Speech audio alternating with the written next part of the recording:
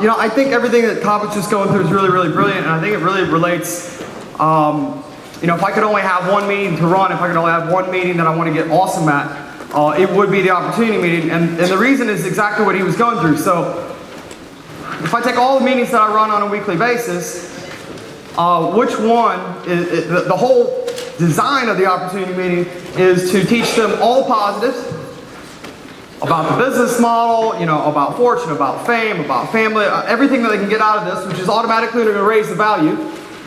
And just by raising the value, it makes the cost seem lower. I want them, I just think about it like this, like if anybody really got it, like when you really get it, you look at what you have to do in order to get the results that you get at the vice president level or at the regional level. Like it's a fucking joke.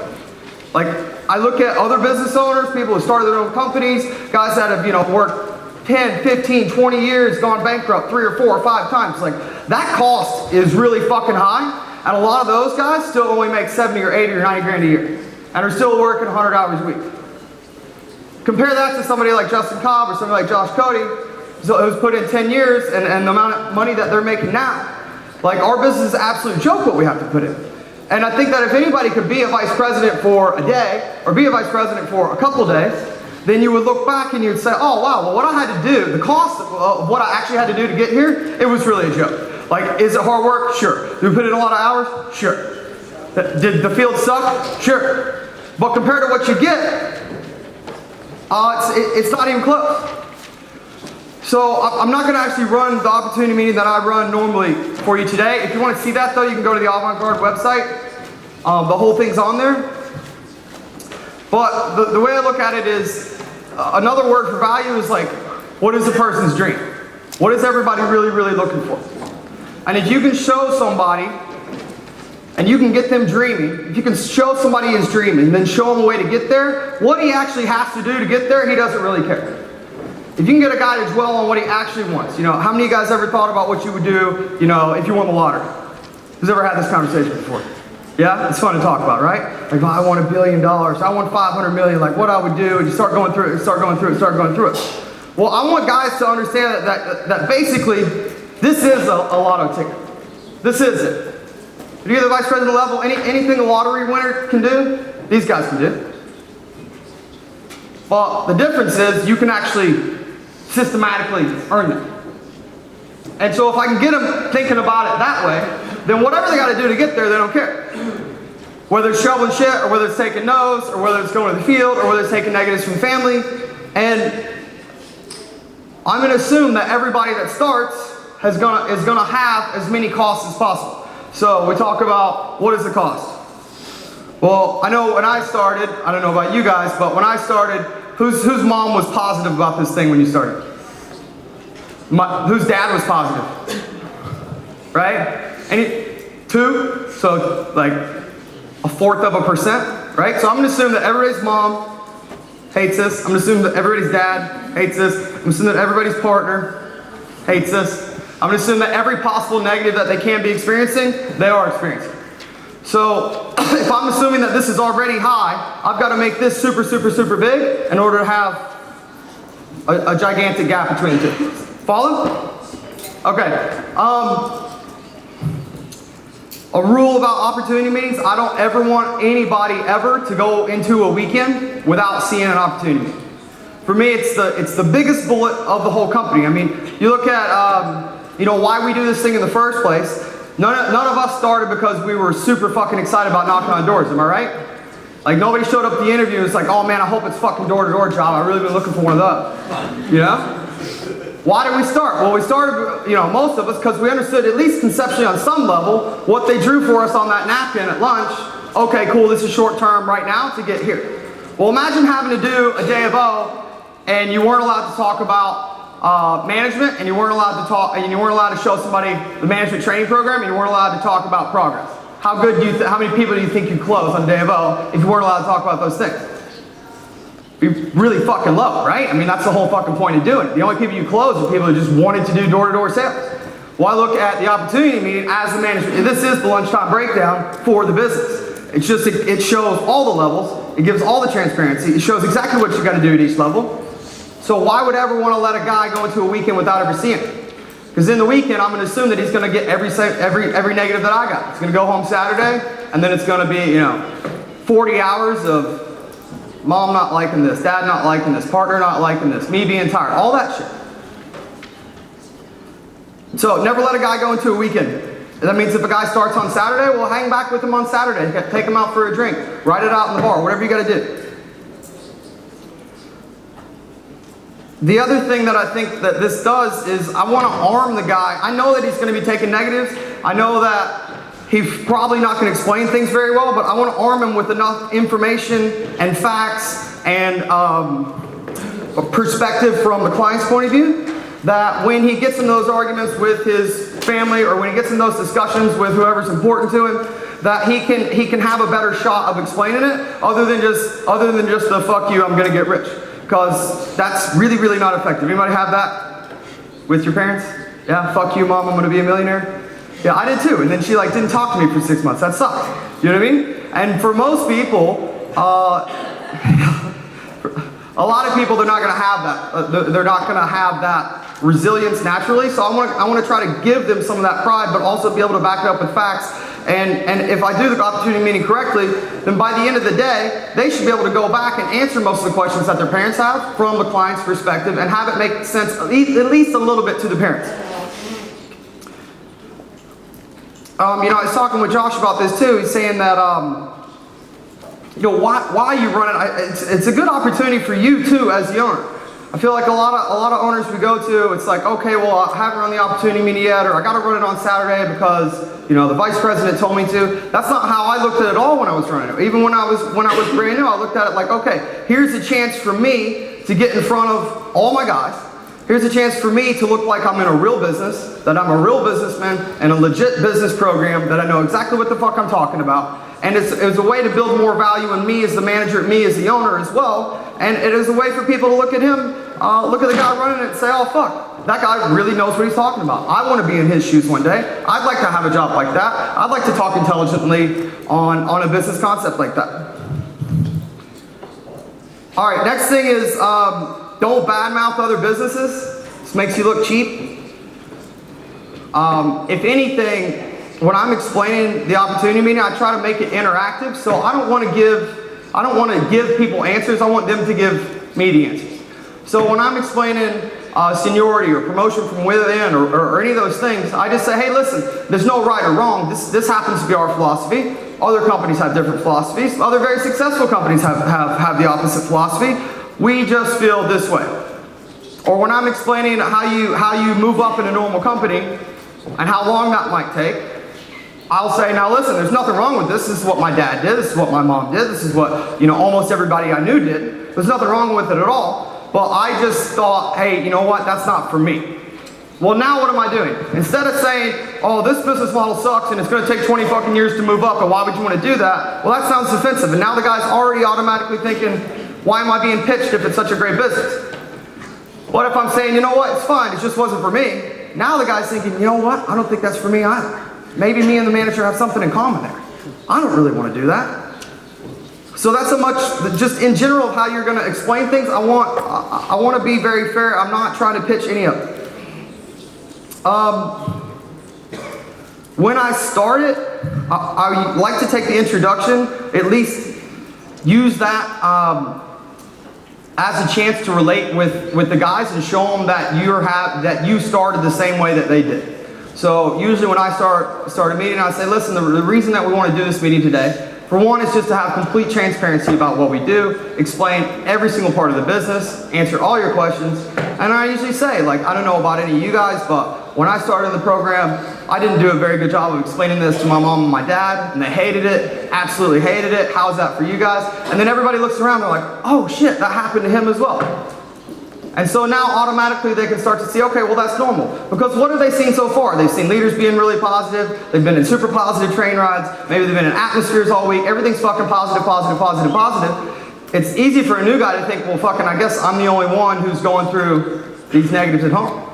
Well, if I then say, I don't know about you guys, but for me, here's how my family was about it. Here's how my girlfriend felt about it. fucking everybody hated everything, and then I'm coming home, my mom's talking about, oh, well, how many hours did you work, and oh, well, how much money did you make, and oh, well, if we break that down per hour, you're making like 14 cents an hour, and then you see people like, oh yeah, man, that's happening to me too.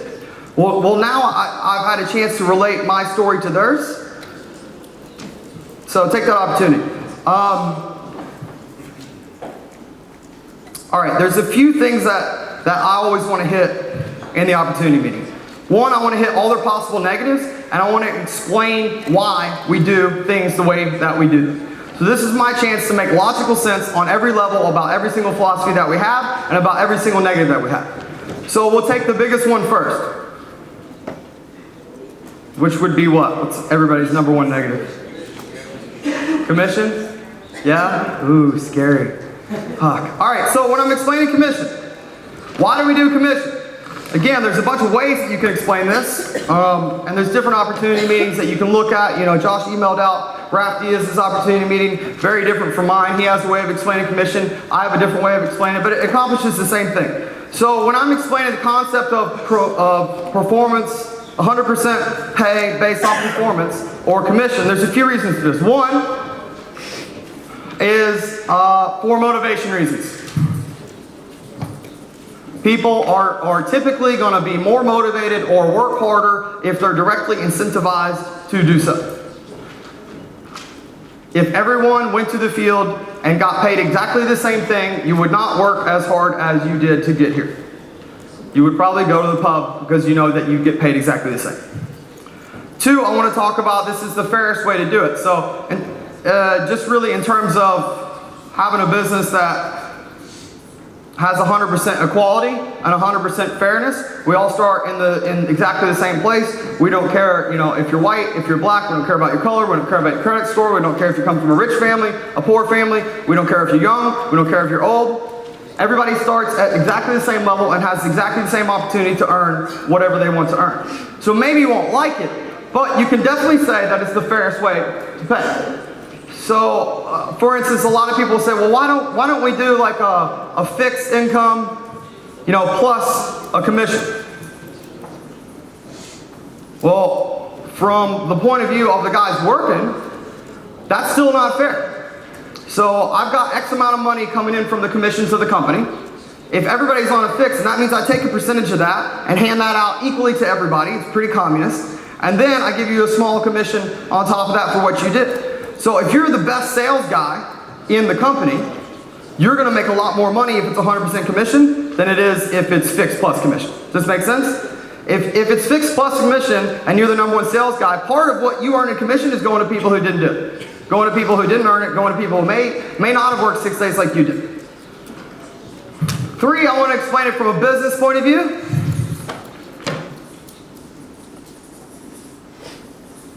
People's perception is that commission is not stable. That's what they were trained to think. In actuality, the reverse is true.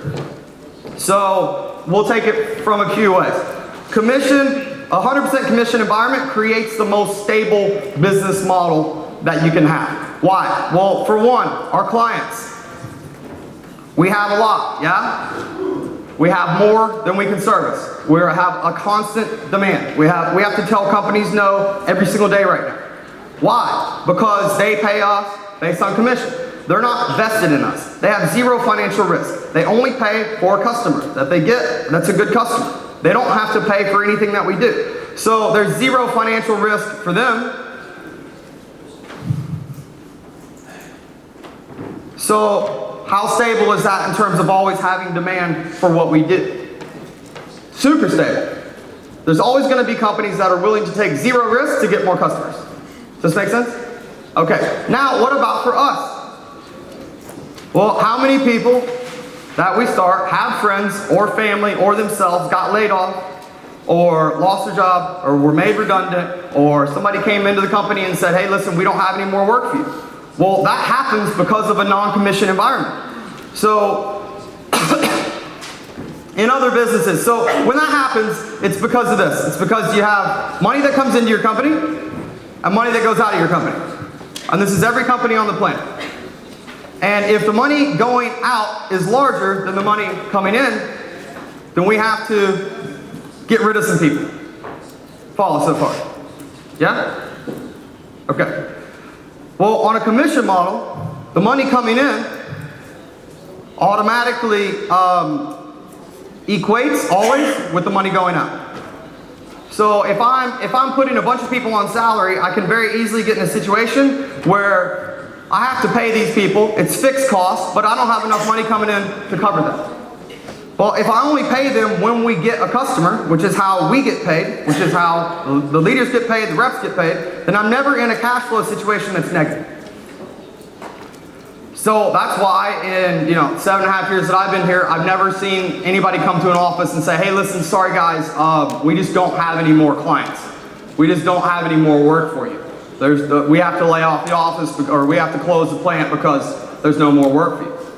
Well, that's because of how we pay people. Now, if we put everybody on a super high salary and they didn't do enough sales for us to pay everybody, then we would have to come in sometimes and say, hey, listen, you gotta go, you gotta go, you gotta go, you gotta go. The other consequence of having a different philosophy is this.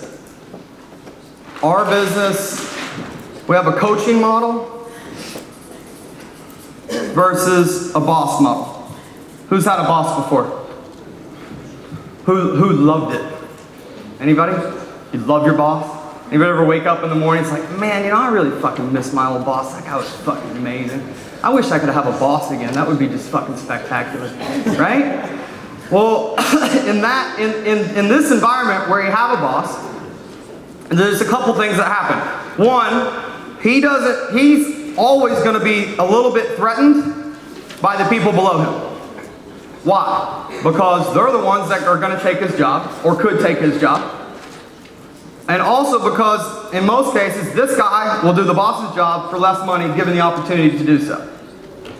So that creates a model where, if you start at a bank, for instance, on your first week, you can't just go into the vice president's room or the owner of the company and sit down with him. He's not going to take an hour out of his day, sit down with you, say, oh man, here's how I did it, here's how I did it, how I, became successful, here's all the mistakes I made, and let me teach you how to do it even faster and not make those mistakes. Why? Because that would be a threat to him. And so that creates a culture where nobody really wants you to get ahead. Versus our business model, where you have a coach. Why do you have a coach? Because he has a vested interest in getting you better. So in this model, the only way that Josh Cody makes more money is for you guys to open up more offices. The only way that you guys make more money is to promote more people that are below you. So the better you do, the better everybody does. The more you win, the more the model wins. And, you can see this, you can see the negatives of not paying on a commission basis all across Europe right now. How many people, how many strikes are going on? You know what I mean? I think in Italy we've had like 40 so far this year. You know what I mean? From everything, from gas station workers to the guy who's driving the subway to the guy who's driving the train to whatever. Well, why is it that way? It's because they don't have enough money coming in to give these guys raises. Does this make sense?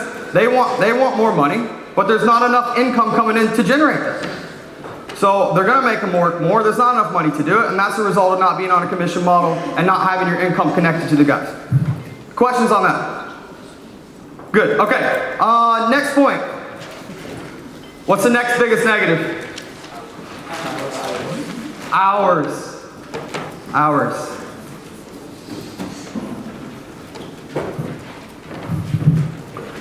Hours. Okay, when I'm talking about hours, do we work a lot of hours? It depends on who you're comparing yourself to. Is the first thing that I want to explain to them. So if I compare myself to my unemployed friend who works 0 hours, we work a lot of hours. If I compare what we do to my buddy who gets off at 5 o'clock every day and has a 2-hour lunch and goes to the pub, we work more hours than he does. Well, if I compare myself to a guy in law school, we don't work a lot of hours. If I compare myself, I got a friend who's, God, she's been in university now for 12 years studying to be a doctor. So after 12 years of university, being an intern, all this stuff, like she's definitely worked more hours just going through medical school than anybody does in our business. I'm talking 100+ hours a week, sleeping at the hospital, you know, to do what? To clean out pans of piss and shit. Like, it's not exactly exciting. You compare us and our hours and what we do on a daily basis to that, like we're not really working a lot of hours. If I compare myself to a guy who is in his first, second, or third year working for a major law firm, do we work a lot of hours? No, not at all. You go work at a law firm up on Wall Street, like you're gonna put in 100+ hours every single week for 2, 3, 4 years. If you have any chance whatsoever of making partner. Like they give you fucking sleeping bags on your first day, so you can sleep in the fucking office when you need to. So compared to that guy, we're not working a ton of hours.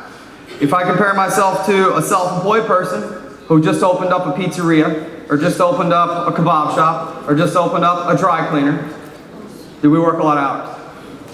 Well, if you know any of those people, you know, I knew a guy who owned a restaurant, and I saw him for 4 years, got in every morning at 7 a.m., 7 days a week, didn't leave till 2 a.m., 7 days a week for 4 years he did this.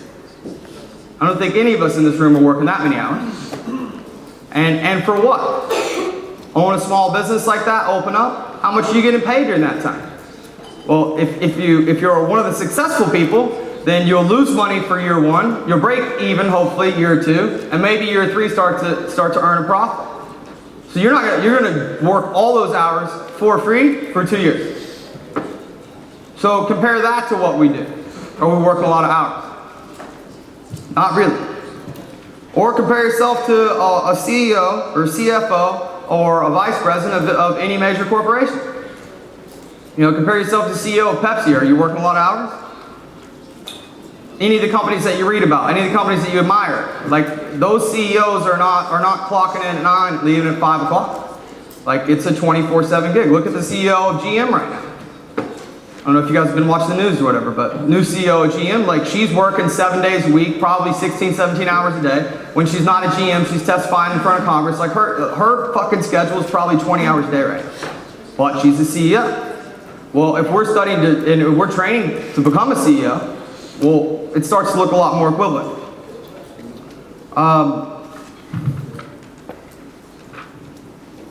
The next thing I want to talk about with hours is I want to bring it back to client demand. So why do we need to work a lot of hours? It's because of client demand. And then I'm going to use the math.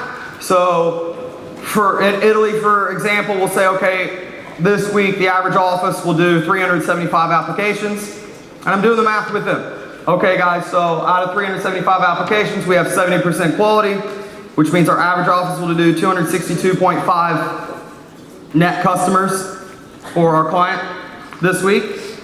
How much money do people pay on their energy bills per month? Oh, 30 euros, okay, cool. And what do you how long are they going to pay that for? Well, how long were your parents with their energy supplier? Oh, 5 years, 10 years. Okay, well, let's just say it's 24 months. That means that in 6 days, each of our offices would generate 189,000 euros in revenue for our client. Times that by 50 weeks, you're talking 9.4 million euros. So you tell me, if you were our client and you knew that every time we open an office, you're going to get an extra 9.4 million euros in revenue, how many offices would you want us to open up? Oh, an unlimited amount, tons and tons and tons. Exactly. And so then I say, you know, why do we work a lot of hours? Well, it's because we've made commitments to our clients based on this demand. So this demand is through the roof. And we promise certain shit to our clients, and this isn't bullshit. I mean, we go through it per country. In Italy, like we promised Anel, just one of our clients, 50 offices by the end of next year. Newcall expects us to be at 4,000 apps a week already. PFS, 4,000 apps a week already. That's where we should be. Talk events, they expect us to be double where we're at right now. You look at Gas Natural in Portugal. We've committed 14,000 customers by the end of the year. You even take like wax, which we're selling in Portugal. Well, that company, where we get it from, our supplier, like they give that shit to us on consignment. So they package it up, they put it on a boat, they send it, halfway across the fucking world. They pay the tax on it, they pay the customs tax on it, they pay for the freight, they pay for the shipping. That's all prepaid by them on the premise that we're gonna sell those 8,000 cans that we're ordering in the next 90 days. So we have the pressure to do that. And right now, we're having to say no to companies. No, we can't work with you yet. Yes, we'd love to work with you, but we can't right now because we're still trying to fulfill our obligations for the clients that we already have, that we're already behind on. So why do we work a lot of hours? Well, if you can tell me a way that we could fulfill all this client demand by working 3 days a week, I would fucking love to hear it, because that would be awesome. If you could show me a way that we could open up 50 offices, by the end of next year, working 3 days a week, like, please show me. Like, I would love that business model. That would be fantastic. And then I say, like, look at what we're trying to do. We're trying to take people from a position of no experience. A lot of them it's their first job, zero training, no contacts, no real skills to offer.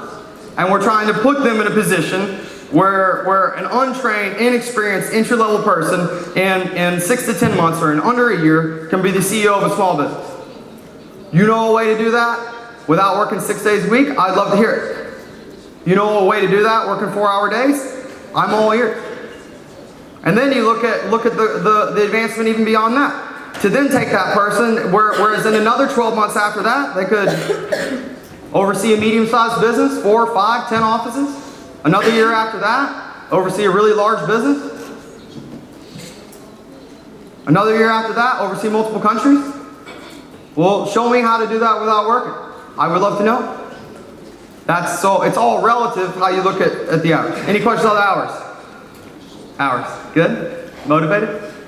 Yeah? All right, perfect. All right, next thing I want to hit. I want to hit one major difference that we have, not because of our business, but because of our industry, is the concept of vacancy. So at some point in the meeting, I want to talk about vacancy. Usually the way I talk about this is, how do you move up in a company? Well, there has to be an opening, there has to be a spot. How can you move up to that spot? What creates a vacancy? Well, something can happen to your boss. He can get promoted, or he can retire, or he can get fired, or he can quit, or he can get murdered, or whatever, right? But that will create a vacancy. The other thing that creates vacancy is if the company expands, they open up a new branch, now there's a bunch of jobs to be filled. Well, in most companies, they have a limited amount of vacancy. So in most companies, there's not, every single person in here, or every single person in your office could get to management. And we'd still need more people. We'd still need more managers. Well, that's really not normal. How does it happen here? You guys have translation? It's working? Yeah? And I remember when I started to learn about this concept, I said, well, how is that fucking possible? We have, unlimited vacancy. Well, it's because we can always expand. Why? Because what do we do on a macro level? We help large companies get more customers. How many large companies are on the planet? 6, 7, thousands and thousands, millions, right? How many of those companies want more customers? All of them. And what about next year? They're going to want more customers? What about the year after that? Right, so because of the industry that we're in, there's always a demand for us, which means we can always expand, which means there's always vacancy. So this is an important distinction.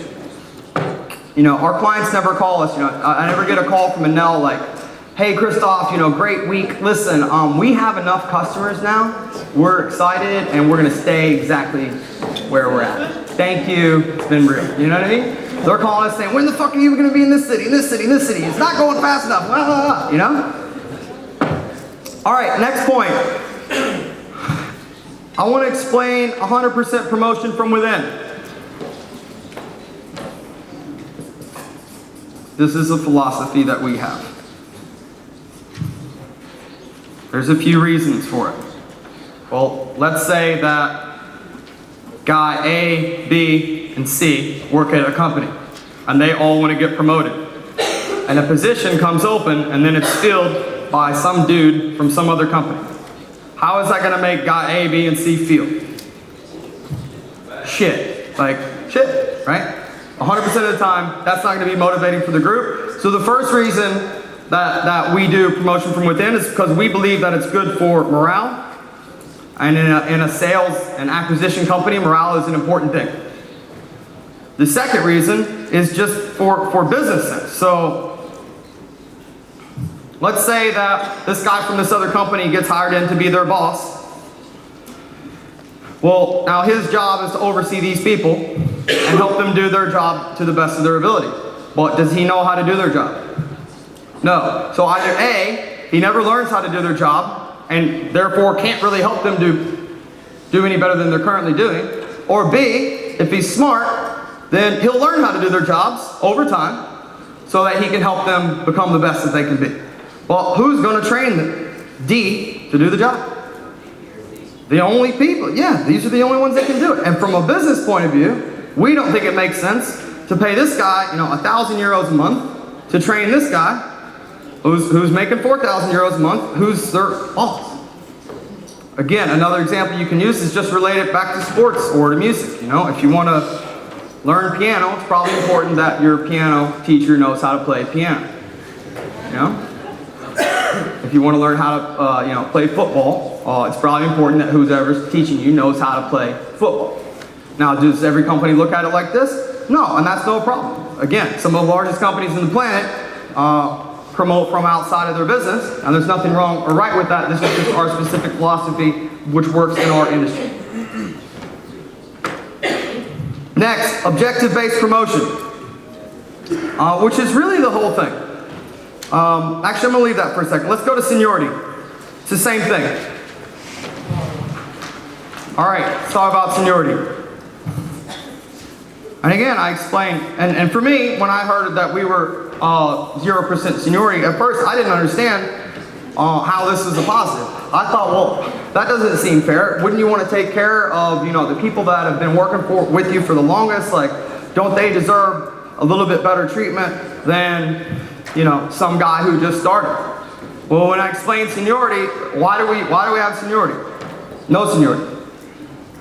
Well, if person A works at a bank, and person B works at a bank, and they have the same job, but this guy's been here for 5 years, and this person is brand new, and this guy works his ass off and makes less money than this guy who's super lazy, how does this guy feel about that?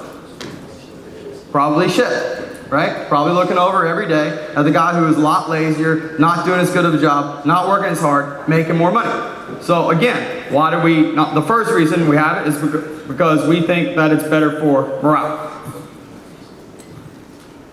The second reason is just business. So if this guy's a teller at a bank, and this guy's a teller at a bank, and this guy's working super hard, super fast, like he's able to go through customers left and right, he's got a great fucking attitude.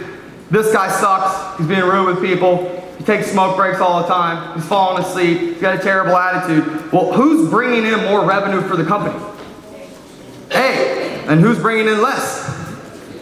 Okay, as a business, does it make sense? And I have them tell me, do you think it makes sense to pay this guy less for doing more and this guy more for doing less? We don't think so either. So that's reason number 2, just from a business point of view.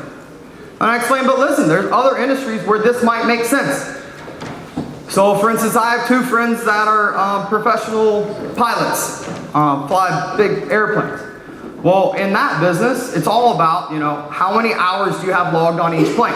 So if I have a choice when I get on a plane, if I'm getting on a Airbus or let's say a 747, if I'm going to go fly a Boeing 747, I would prefer that my pilot had 100,000 hours flying that plane than had 1.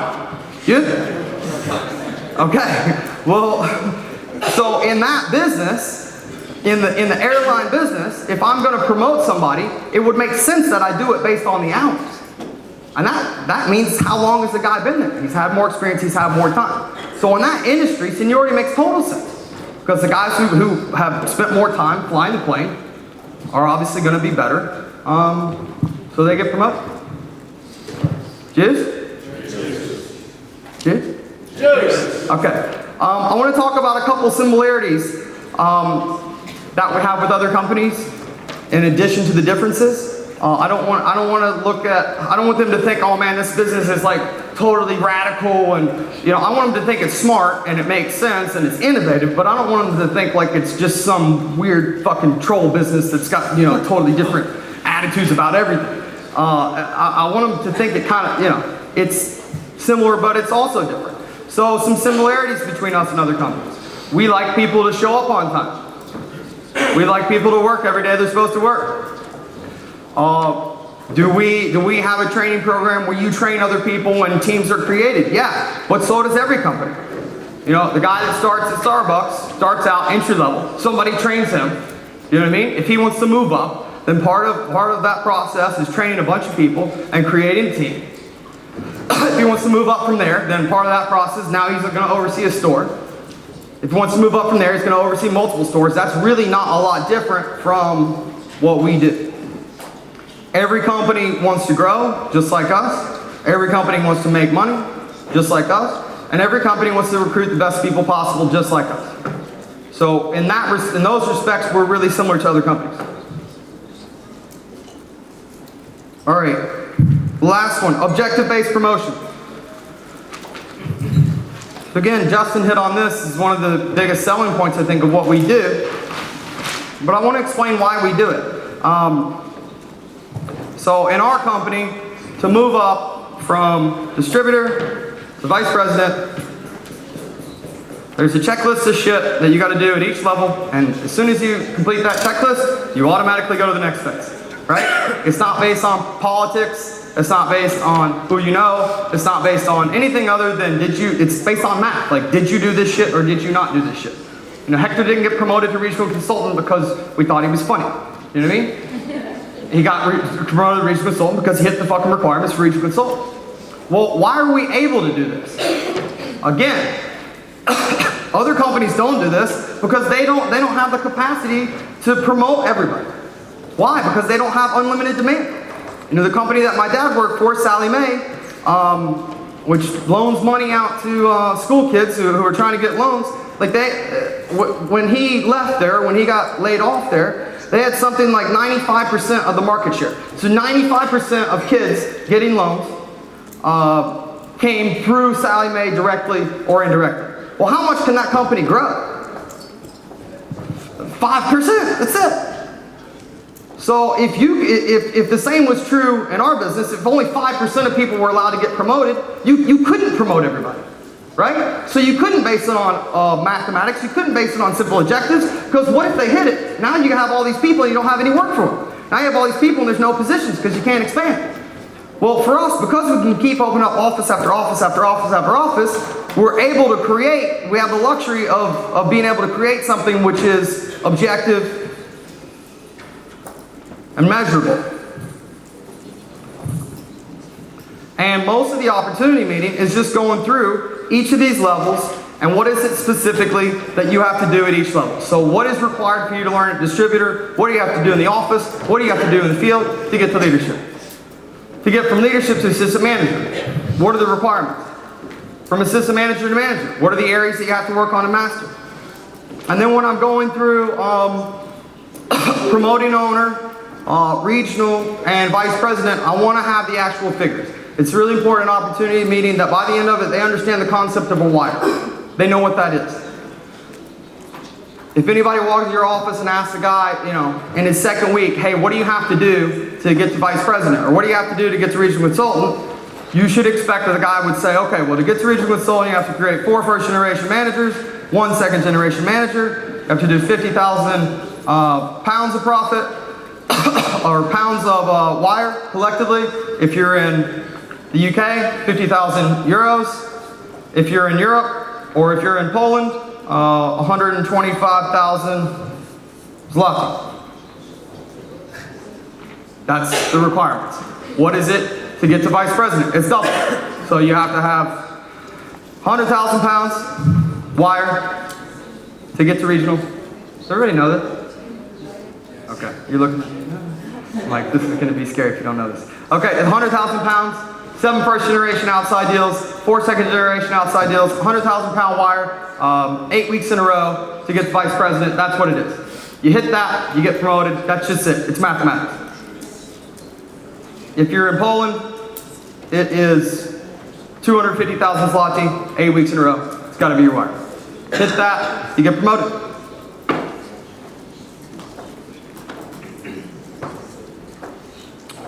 All right, and then I want to give examples. I want them to know about the estimated income or lifestyles at each level. Again, the idea of the opportunity meeting is to create as much greed as possible. There's nothing that creates more greed than the lifestyle of a vice president or the income of a vice president. So when I'm talking about vice president, I usually go through, well, what does that life look like? And what do they have option-wise once they get there? And I'm trying to create a situation where it doesn't matter whether they're motivated by family, whether they're motivated by a bunch of money, whether they're motivated by a bunch of freedom, or whether they're motivated by recognition. I'm trying to create a situation where when I'm explaining vice president, this has all of those, right? And it's not hard to do because it doesn't require any spin, because you do get all those at the vice president level. You get all of them. It's already there. It's just, really, you just got to get them to understand the truth. So how do I explain that? Well, I want to talk about what it's like to be vice president. I'll talk about, hey, when you get to vice president, you get choices. How many people like choices? And everybody likes choices, right? Wouldn't you rather have the choice than not have the choice? Well, what can you do? Well, you can continue to run an office, number one, and do the same thing that you're doing right now. You continue to promote people out. Number two, you can stop running an office, start working with our clients and our suppliers. And for the guy that's, like really motivated by the marketing concept or the creative concept, this is going to really turn him on. And I explained, why do we have energy as a sector? Well, because years ago, a vice president went and met with an energy company and said, hey, I think this will make sense. Let me go meet with them. Why do we have a charity division? Because years ago, a guy said, hey, you know what? I think our business model would actually work to help make money for companies like the Red Cross. And went and sat down with them. And they designed and developed a strategy. Well, it sounds really, really sexy. I know I thought it was pretty sexy, and I looked forward to doing that when I was coming through the program. Now that I've done it, I don't think it's fun at all, but my least enjoyable part of what I do is talking to the fucking clients. But for some people, they really, really get into it. And so that hits that bullet, right? Point 3. All right, and here I'm appealing to the guy who just wants total fucking freedom. I talk about how this guy can consult. What's that mean? Well, that means his whole job now is to help his organization, help the guys that are on his crew hit their targets. What's cool about consulting? You can do 90% over the phone. Phone works a lot of places. Phone works at my house. Phone works in my bed. Phone works at the beach. Phone works in Bora Bora. And so the guy is sitting there saying, man, I just want a fucking bunch of freedom. I just want to be able to travel and do whatever I want. Like, that sounds fucking amazing. And it is fucking amazing. And fuck, I don't know how many, when Justin was living here in Barcelona, like, I'd come to visit, like, every day it was like, wake up, fucking beautiful view. He's like, all right, let's go to the beach. Fucking go to the beach, pull out the laptops, fucking, this is the dream. You know what I mean?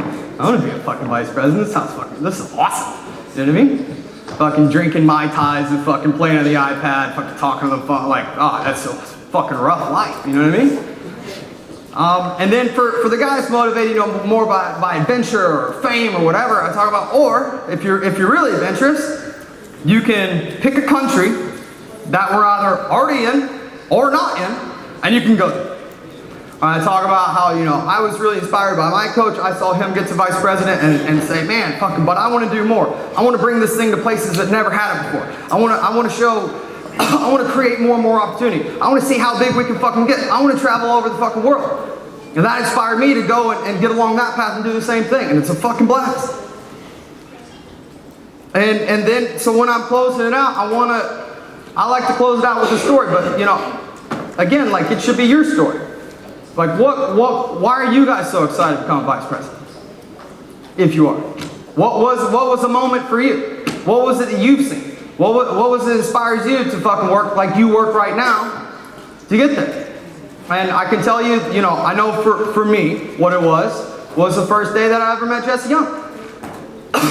You know, because I'd only ever heard about him, you know, and, you know, Hector and these guys can tell you, like, we almost didn't know if he really existed, do you know what I mean? He was like this legend, like, oh, this Jesse Young dude drove a Porsche, went to Brown, oh yeah, we're like, yeah, whatever, you know what I mean? This guy doesn't even exist.